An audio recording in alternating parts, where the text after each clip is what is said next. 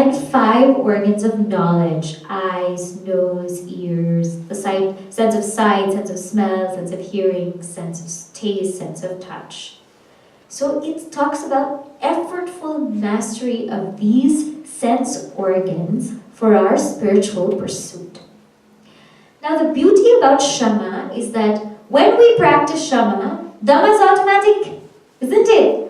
Dhamma is automatic because once we've mastered the mind, there's no question of the senses wandering. But where is Dhamma helpful? When we fail at Shama, we can pick ourselves up with Dhamma. For example, I said, the mind can go out 2 ways, either some outer distractions or some inner distractions from inside. So let's say if you're at work, you're at work and it's lunchtime and all of a sudden you smell some dosa or some chola bhature or something like that. And you're in a meeting. You're in a meeting with your boss, etc. Well, your mind went to the smell. Your mind went to that smell of the chola bhature or whatever. But your head not going there and trying to see what is that, where is that? That is Dhamma. So my mind went out, but to keep my head focused is Dhamma. So that way I can still catch myself. Or for example, you got angry. Let's say there was this situation and your mind just got so disturbed, so angry that you just wanted to yell at that person. What happens? You have so many thoughts. You're like, when I see that person, I'm going to say this and I'm going to say that, and how could they say this to me, and all of these thoughts going. And then when you see that person, what happens? You swallow your anger. You swallow it. You control your mouth, your speech. That is Dhamma. So sometimes I may fail at Shama, but I can pick myself up in Dhamma. Sometimes in class, I know, sitting in satsang, it must be hard. Sometimes, there's some cramp or somewhere and you just want to stretch yourself like this, and that some thought comes. But that's preventing oneself from doing that is Dhamma. Catch ourselves. I remember in our Vedanta course, our Acharya told us, he said, once you sit down, you can't move. And in the beginning, we were all like, what? How are we going to do that? But he just gave us such an important lesson, that when you sit, that's you sit, And because him training us like that, we were all able to somehow manage it. And it's such a beautiful thing when sometimes our mind goes out, to stop our senses from going out. That is called Dhamma. That is one aspect of Dhamma, is to stop the sense organs from going out. The second aspect of Dhamma is prevention. Because you know that Mahatma Gandhi ji had that see no evil, hear no evil, etc. So it's impossible for us to keep our eyes closed all the time, or our ears closed all the time, or take our tongue closed all the time. But we can be selective about our choices. So the second aspect of Dhamma is prevention, in the sense that I'm preventing my sense organs from going into fields that will not help me in my spiritual growth. They will not enrich me. If they're not enriching me, if they're draining me instead, then why am I going to engage in them? How many times we're on the internet and as though it should say this content is going to for sure disturb your mind, distract you from something, do something, and yet we click, I agree, please do it, please disturb my mind, please distract me. Isn't it? Willingly we engage ourselves in these things that actually disturb our minds or distract us. Willingly we let ourselves go into that. But why? Dhamma means be vigilant. If I know that this kind of content is going to distract me, then why am I watching it? Right now, a big issue is screens, isn't it? Using the phone, we're unable to stop. It's almost like we're addicted to it. And so we want to tell the kids, stop using your phone by 8:30, 9 o'clock. But if the parents are using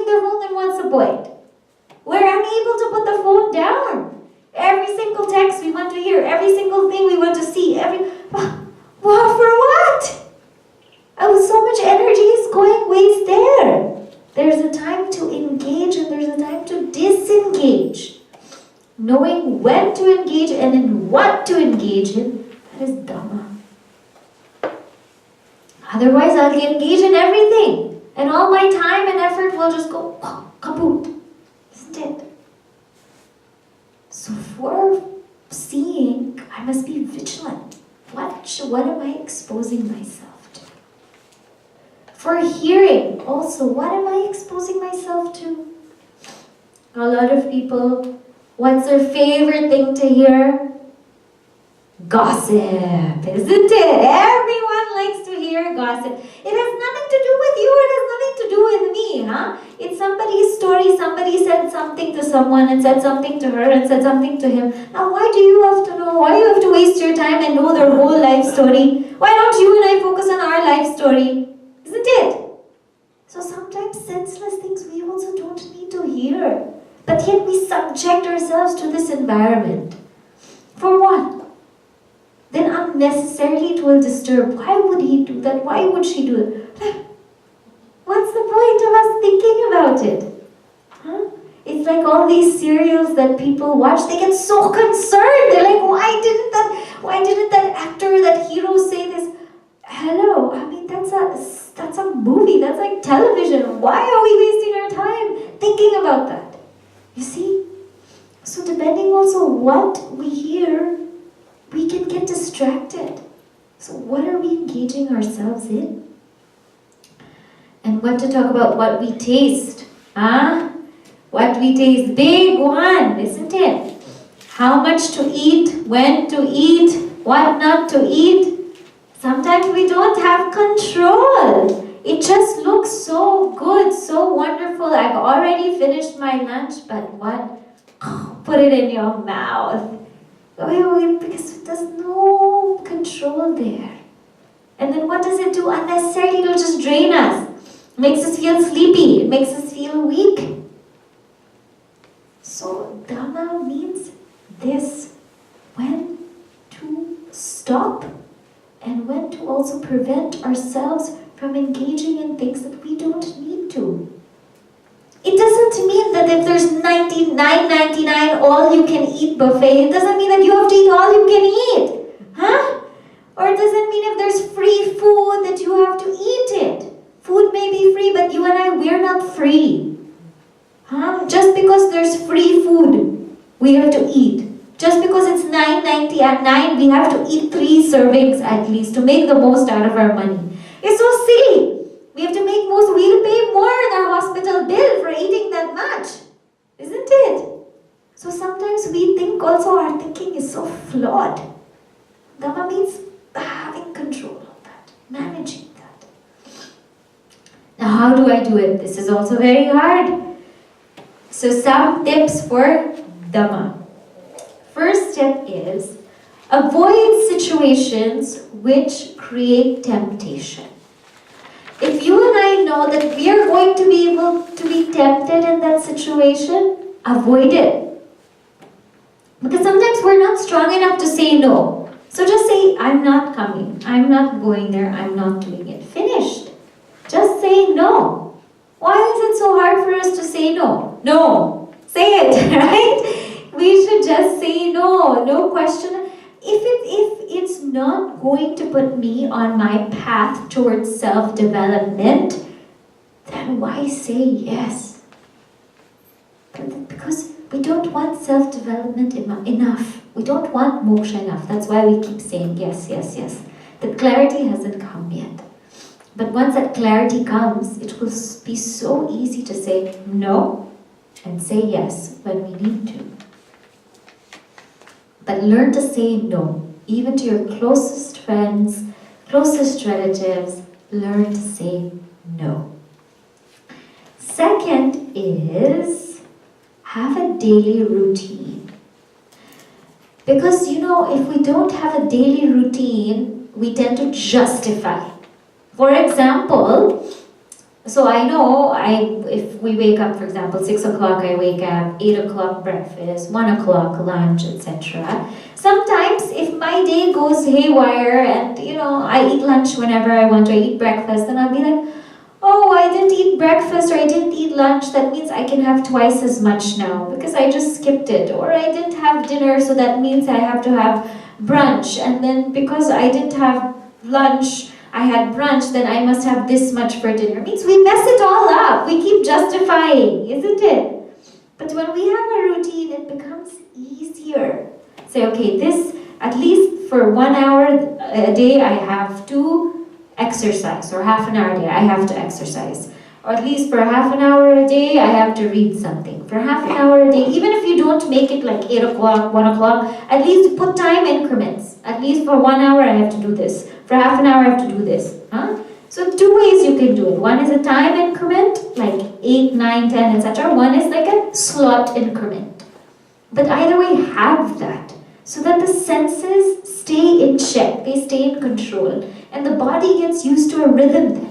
And your body itself will tell you, okay, now it's this time, now it's that time.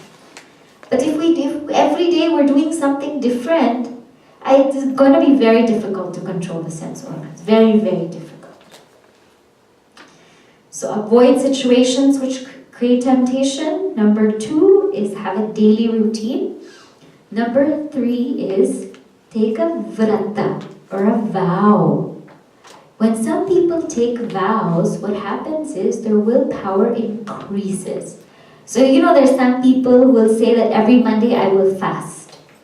And you see, every Monday they do fast. And then willfully they do it. And no matter what circumstance they do it. Or you take a vow that after 9 o'clock, I'm not going to check any email, any phone, etc. I'm going to read a book. And I tell you, you'll go to sleep much better. You'll really feel it. But when we then take such a vow and be vigilant with it. Be very, strict that this is my vow.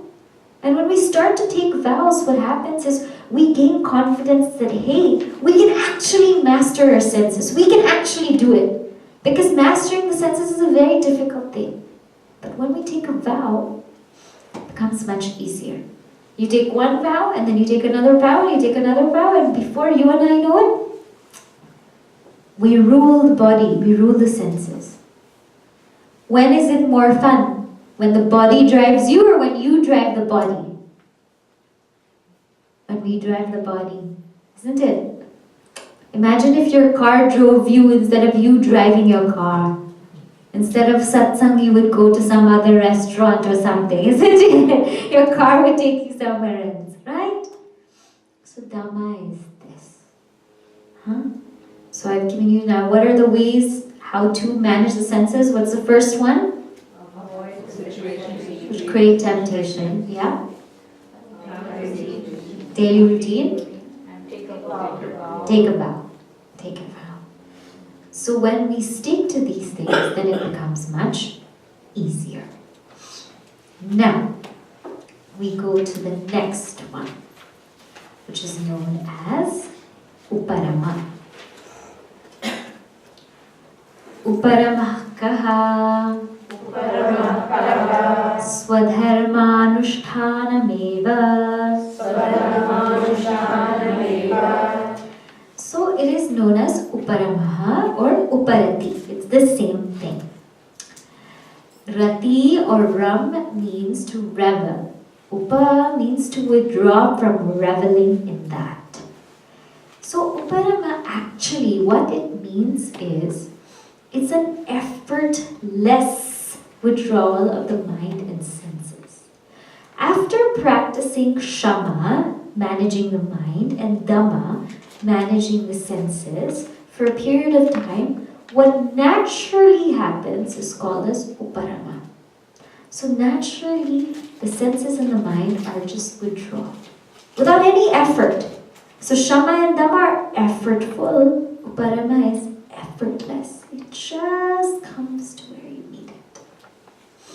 Now how beautiful.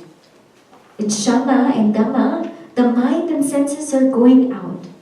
In Uparama, they don't even go out. They're absolutely withdrawn. So it says what Guruji has described it as withdrawal of the mind.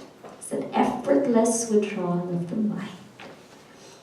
Now, this definition of TatvaBodha was actually given as how to practice Uparama.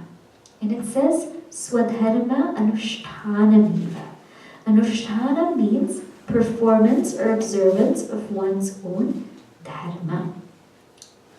So when we do our dharma and stay focused on our dharma, what happens is we naturally just withdraw from all other activities and just stay focused, stay calm, stay present. What is dharma? Dharma is a big topic in itself. But we all know that all of us have a specific dharma according to our varna and ashrama. Varna means inclination, ashrama means station. So whether we are in brahmacharya, these are ashramas first, whether we are in brahmacharya or student life, grahastha, married life, vanaprastha, retired life, or sannyasa, renunciate life, whatever station of life we're in, there are specific dharmas for that. Varna means inclination, whether our mind is inclined towards that of a brahmana, or towards a kshatriya, or a vaishya, or shudra, meaning that whether the mind has more sattvic tendencies, or more rajasic than sattvic, or more tamasic, etc. According to our inclinations, we are also guided on a certain dharma, or we are given a certain dharma to do. So once one knows what their dharma is, the ability to stick to that dharma and perform that dharma is called uparama in this context. Swadharmanushthanameva. So in short, what uparama means is do your dharma and stay away from everyone else's drama. Huh? Because you know what happens is, when I know my dharma and I stay towards it, then everybody is peaceful. It is said, in one of the Subhashitas, they're so beautiful, it said, in the olden days, everybody did what they were supposed to do. There was no kingdom, there was no ruler, there was no law. Why? Because there was dharma. So they didn't need anything. They didn't need laws. They didn't need regulations. They didn't need a kingdom. Because everybody knew everyone's dharma. But now, so many laws, so many regulations, isn't it? Why? Because we've lost the sense of what our dharma is. And the commentator in that Subhashita writes that it makes you think that we have more senior homes, more orphanages, etc. Is that a good thing? Or is that an indication that we have lost sight of our dharma? Something to think about. Because the more rules that are put in place, that means the less and less people are following dharma. When are rules put in place in any organization? Whenever somebody falters, whenever dharma is on the decline, put this rule. Another dharma is on the decline, put another rule. Isn't it? So staying in my dharma is a very, very important aspect. In fact, what we practice is sanatana dharma. So even in families, you see what happens when the grandparents do the parents' dharma. What happens? Big chaos, isn't it? When the grandparents start to want to be the parents of those children, big chaos starts. Means grandparents should do grandparents' dharma. Parents should do parents' dharma. Child and parent. Sometimes the parent does the child's dharma and the child does the parent's dharma. Isn't it? What happens then? Big chaos. Isn't it? Or sometimes even in an organization, let's say there's different groups. There's a group for, let's say, organizing an event. There's a group for finances. There's a group for publicity. Now, if the publicity group goes there and tells the people in the organizer what to do, a big drama, you stay where you're supposed to stay. This is where you're supposed to be. Stay there. This is where you're supposed to be. Stay there. Sometimes we want to help, but we do more harm than helping, isn't it? When we try to override the dharmas, we do more harm. So uparama means you stay in your dharma and be steadfast in the performance of dharma. Whatever your dharma is, whether you're a student, whether you're married, whether you're renunciate, whether you're vanaprastha, you just stay steadfast on your dharma. And this in itself is a very difficult thing. But in what we're doing, we're not staying steadfast in our dharma, we're getting involved in everybody else's drama. Isn't it? So Uparama says, no, control, manage your activities, manage where you're going. And only when we're able to stay steadfast and perform our dharma to the core, then real Uparama will happen. That withdrawal of the mind, of the senses will happen because we will be so absorbed and engaged in doing our dharma. And Guruji writes very beautifully, he says the highest expression of Uparama is staying in our Swadharma, which is Sat Chit Ananda. That is our true dharma after all. Our worldly dharma is according to our varna and ashrama, according to our inclination and station. But our spiritual dharma is beyond that, is to stay in Sat Chit Ananda. But to go there, we must perform our worldly dharma. To go, to realize that we are Brahma, the only way is to steadfast perform dharma. Clear? So this is Uparama. So, how to do it? It already says here, Swadharmanushthanameva is how to do it. And when in doubt, just remember MYOB, mind your own business. This saves a lot of time and a lot of energy. Where we're not needed, don't go there. Where we don't need to be involved, don't get involved. Save time, save energy. And where to channel this energy, where to put this energy, our Shastra will also tell you. So now we will take a break and I will give you some questions on what I've spoken so far, and then we will go to the next section. So I have some questions from what I've spoken on. 3 questions, okay? Number 1. The mind can be our best friend or our greatest enemy. Come up with 3 ways in which the mind is your best friend and 3 in which it is your best enemy, your worst enemy.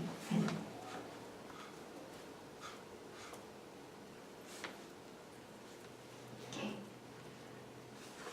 Question number 2.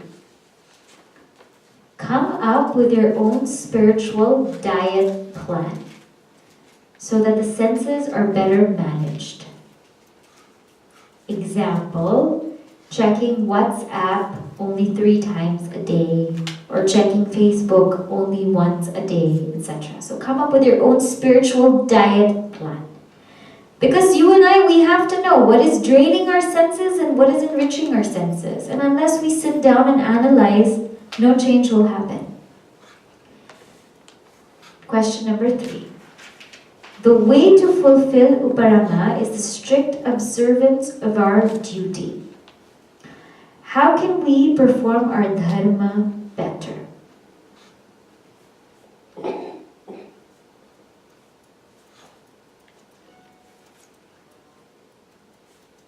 Okay, so what I want everyone to do, we'll spend maybe about 5-10 minutes or so just in silent reflection, because these are reflective questions. And then after that, you go into groups and you can discuss. And then I will address or answer any questions needed. Then we take our break, then we come into session 2. Okay, so for the next, I would say 10 minutes, just ponder on these questions, write things down. I really want everyone here to especially focus on spiritual diet plan and how we can do our dharmas much, much better than what we are doing now. And then I will tell you when time is up, and then we will come into groups. Okay?